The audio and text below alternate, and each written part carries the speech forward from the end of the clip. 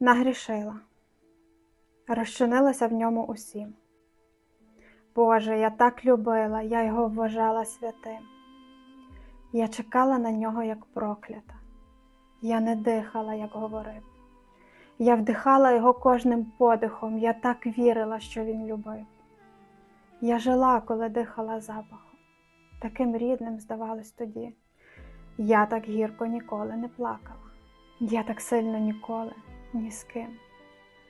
Я шукала його в кожнім погляді, відривала себе від землі, я здирала зі шкіри всі дотики, які так прикипіли в мені. Я ще досі себе по шматочку. І, напевно, не зможу знов.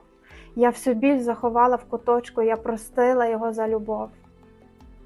В кожнім слові обірваних речень він про мене тепер мовчить. Боже, я, напевно, навік приречена чути, як його серце кричить.